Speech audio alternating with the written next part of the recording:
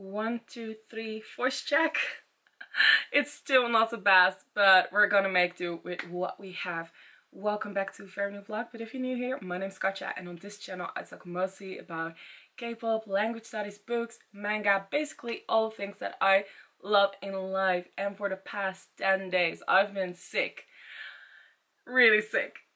I mean, it has gotten so much better, but my voice is still a croaky mess, which I do apologize for. I mean, I do feel it's getting better. So by the end of this vlog, it's my goal that I am fully healed. So fingers crossed for that. But I also had to miss out on the 8 Stray Kids comeback. I mean, yes, I listened to it, but I had to listen to it in multiple days because I couldn't handle all the music in just one day because I was feeling so sick on the day that it got released. Just the high level of energy of the music was just too much for my brain to comprehend of what was going on.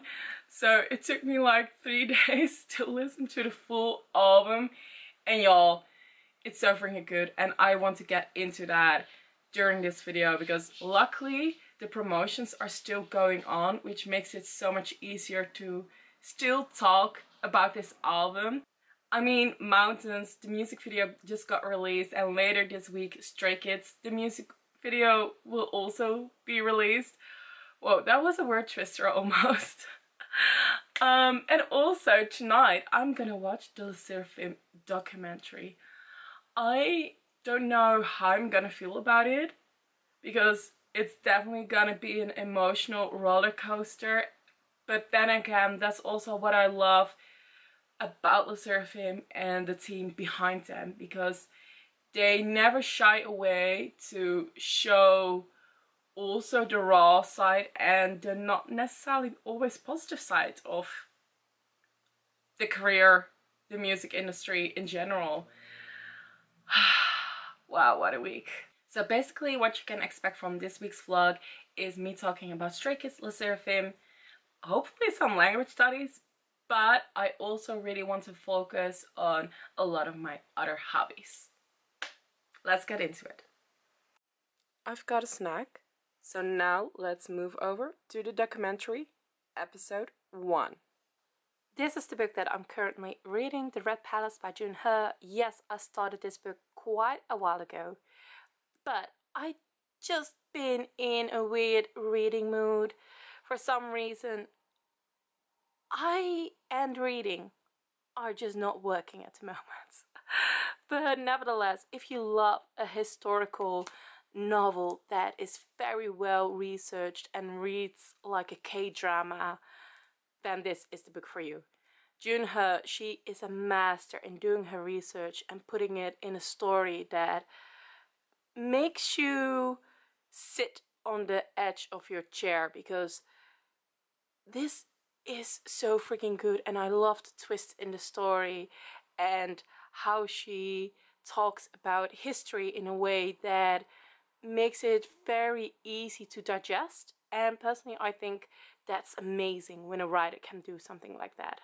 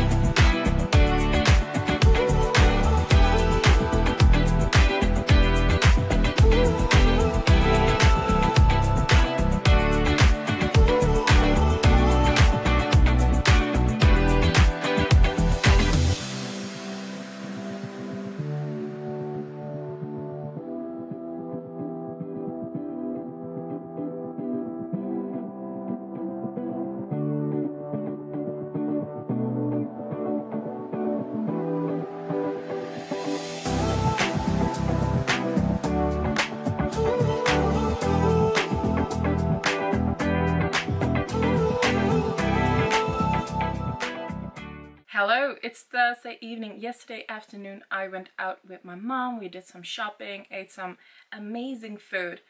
And now I just want to sit down and talk to you guys about the Stray Kids music video, the self-named track, which I don't even know where to start with the song.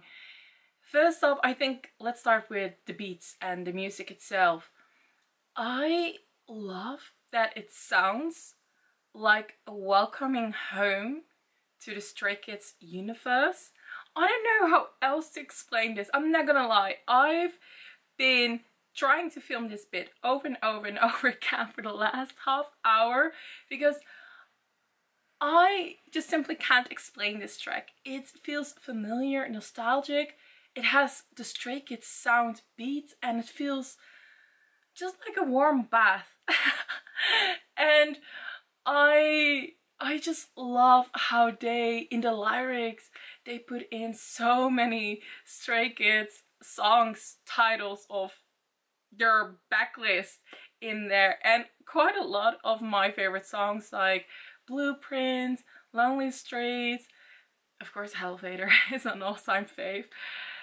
And the music video itself, I love that you see this high energy of the guys, and also that you revisit so many of the sides of the old music videos of Stray Kids. I do need to look more at it. It's over there on my screen, and I've just watched it 2 times and that's definitely not enough. I need to watch it at least 10 more times to even pick up on all the music videos, because the details in this are simply insane. They just went above and beyond, and I love that someone mentioned somewhere in the comments that the H that was missing in the 143 music video in the lyrics, the H is missing there, but then in the music video you see the H besides the elevator, the hell part.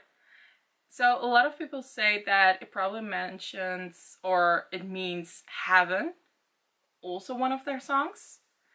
So I'm really curious. So it definitely, like, my thoughts are so scrambled. I definitely need to watch this more up closely because there are so many things still to process. But yeah, I absolutely adore it. And I've also decided, because next week my album should arrive, that's the moment that I'm actually gonna go track by track by track, because just the music videos alone gives me so much thoughts that I want to process, that all my other thoughts about the in-depth dive into the songs, I will just simply do it next week. Anyway, happy birthday, Stace! It's the 1st of August, so that means it's Stace's birthday. I love how many content the guys have uploaded. I will watch it tomorrow night. Yeah, because that's when I have weekends and I'm off and I can just chill and have my yeah, my crazy wild weekends like always. Also, something that I quickly want to mention about the music video, I love that they said in the lyrics, we're never gonna do our last step out, something along those lines. And which made me so happy that the day before of, well, when the album came out, is that they had their contract renewal. It just gives such a peace of mind that we know that the guys are gonna stay on with GYP. And also, I like that they switched dorms. Well, I mean, I'm also a little bit sad in a way, because I love that they just had 2 dorms, but now there are 4, they doubled. But that definitely means that there is gonna be a very long future ahead of them. Is there something else that I'm missing? While I'm picking up my thoughts, I'm just gonna bullet journal for the rest of the night because so many things to process right now. The tough decisions for a late Friday afternoon. Which sticker sheet shall I choose for this month's theme? Yes, I know it's already August, but I hadn't had a chance to really dig into the month of August and plan it all over in my bullet journal. So, are we going to go for some greenery or are we going to go for a bookish theme? Take your pick. Which one is it going to be? I honestly wished you guys could talk to me right now. I'm going to be very transparent with you guys and say today it's not Saturday. Well, I'm filming this bit, even though I planned to film this on Saturday. But there was so much background noise all day that I was like, no, I have to skip it and film it on Monday, but I will still put it in the Saturday section just because of the flow of it, okay? Yeah, we're just gonna pretend it's one of my wild Saturday nights and I'm gonna talk about the Sserafim, their documentary, Make It Look Easy. I just finished watching it for a second time around. Yes, on Saturday I watched it for a second time. After I already watched it immediately on the Monday that it came out. And why did I watch it 2 times already? Well, the first time I just wanted to see what was going on and not think too much of the things that I was seeing, just go with the flow and watch it. Then the second time around, I wanted to watch it to make notes, and I did quite a lot.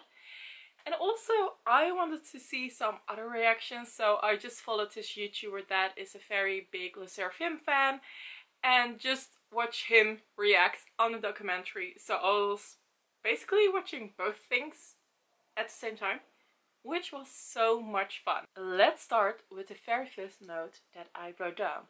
Love the background music, it's fire. Yeah, so not just the Sserafim music, but also the background music that they used at the beginning and at the ending, and sometimes also somewhere in between. It was so good, and especially in the first episode, I believe, there was some rocky sound, and I was like, is this gonna be for the new release? Yes or no? We'll have to see. Something you will immediately notice when watching the documentary is that the first documentary, the shots that were made back then, are also used for this documentary, and to be honest, I love it quite a lot because it makes it a whole, especially with the amount of story arcs. All the girls have their own portion in the documentary instead of it just being the team, which I love because it actually makes the bond that we see between the Sserafim members, you can tell why it is this strong. And also their development as a person, as an artist, is shown in so many different ways, which also brings me to the fact that in the first documentary it was quite interesting that it felt like it was the company and the girls against each other most of the times. You could tell that the company sometimes had a hard time with Sserafim, and that kind of makes sense because Sserafim, they are a bit of an odd team in the K-pop world. Sakura debuting for a 3rd time, Chaewon for a 2nd time, Junjin, who also already has so much experience. Then we go to Kazuha, who also has a lot of experience, but then in ballet. And lastly, Eunchae. She seems like the least experienced member, and of course she is also that. But she also went to this dance school, so she has a very broad knowledge of dancing. And going into a company that is gonna manage for a very first time this very already experienced group that have their own thoughts and they want to have their own say, and the company also wants them to have their own say because that's also part of the concept of Sserafim. You could tell that they have never managed people like this before. And it was quite interesting to see that contrast because I watched the first documentary on Sunday right before the second one came out on Monday, And on Monday, when I was watching the second round, the second documentary, it was quite interesting to see all these people that we saw in the first documentary getting used to the Sserafim, and the way how they now work together is on another level, I personally believe. It's just they all click so well, and shout out to Amy, who is basically their mom. It is intense to see this growth, and not just the girls but also the company and the girls all coming together. So we talked about story arc, the growth also of the company side. So I skipped some points in my notes, so 1 second. Oh yeah, something that I was very scared of when watching the teasers was that there might gonna go and glorify youth, because you hear them talking about youth and how they are sad about certain things and certain struggles they have. I was like, oh please don't glorify youth, because one thing what I truly believe in, if there is something, a desire you have, an ambition you have, and you start doing it very young, a lot of people regret it and say, oh, I wished I had a normal youth. No, you didn't. That would only be the case for a very small percentage. Because the thing is, if you truly are filled with so much ambition, if you don't start young, you will feel like you have wasted so much time. So in the end of the day, I don't think there's ever gonna be a right time. If you have the feeling that you should do something, then do it. Just go for it. And don't regret. I wouldn't say regret. It's just go. Then you won't regret certain things, because you will feel regretful nevertheless. Better go and do it than, I don't know, just sitting around, I guess. I personally started very young with all my ambitions, and a lot of people told me like, oh, be aware of your youth. And now looking back at it, while I am 28, I don't regret anything, because I always followed my dreams and my path. So I loved actually that Sserafim came and say, you know what? Everyone has their own struggles, and these are my set of struggles, but if I would have been in college or university, I would have another set of struggles, and some of those struggles probably have the same foundation. So I honestly loved that they didn't glorify it, and that they were like, you know what, everyone has struggles, and they might be different, some might be the same, but in the end we're just all living beings. I honestly love that message in the documentary. So then we go and move on to the fans. As you can clearly tell, my voice is still not recovered, so 1 sec. I absolutely adored that some of their fans had their own moment to shine, and I also really liked that they chose older people that probably have a job. Well, I believe the guy had a job, and the girl, she is gonna go out for her studies, but I believe she's also a little bit older. I like that. It shows a very diverse fandom, and I love to see their reactions on certain things. It made this documentary quite playful is not the right word, but well, interaction is the right word. You see interaction between the company, the girls, but also the fans. I mean, the fans didn't have direct interaction with the girls, but it's just me as a watcher felt being interacted with a different kind of people, which makes a documentary like this very well rounded, especially the topics, the heavy topics that they talk about. Then we go to the last point that I have for now, and that is I loved how open the members were with each other. something that I really admire about this team is, well, they are basically all introverts, but they are very loud with each other.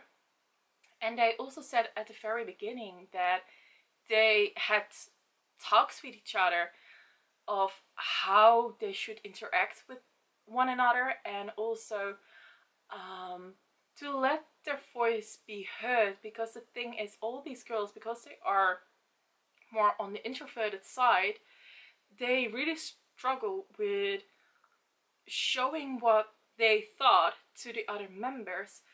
And they even mentioned in multiple interviews that they really had to talk about that with each other, how they should go on and interact about certain struggles or things that they were dealing with. And you can definitely tell in this documentary.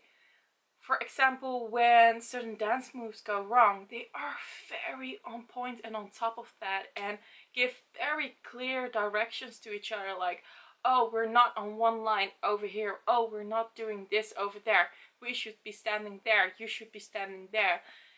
It makes it just a well-oiled machine between the girls. But machine, again, is also not the right word, because the compassion that they have for each other and the love is of course not robot-like. They really are family in a way. I mean, they even said it themselves. And also one of the last scenes, the hotel room scene, is such an important scene, because we know that the girls hang out on each other's rooms and just order food or get some food from the store and just chat along with each other. So that was an important scene, and especially the last scene that they are just doing skits, because if we know something about Les Sserafim, is that they are always doing skits. We see it all over their YouTube channel, even when they are filming Leniverse, so they are basically already in a skit. They make something up and make a skit out of it, or in the behind the scenes when they are literally behind the scenes of filming stuff, or they are waiting to do their promotions on stage. You also see them making up multiple scenarios and just go along with it. So yeah, I personally think this is such a well-rounded documentary. It shows their struggles, the growth between them, the company. I loved seeing their fans. And yeah, there are some heavy topics in there, and I'm very happy that there are talks about. And something that I want to point out is there has been quite a lot of backlash towards the documentary, because a lot of people say, well, if they didn't want it to be artists, they shouldn't have. Well, you know what? You're gonna have struggles in your normal life as well. Something that Sakura said, that she was afraid to sing and that she wished that she would love singing again. And I heard so many and read so many backlash to that, that people are like, well, then you should quit being a singer. No, that doesn't work like that. Even I have been working for over a decade as my own boss, but I've also worked in companies under contracts. Let me tell you, I am still afraid sometimes to do some things. I've been doing email marketing ever since I was 19, and I'm still afraid of doing it.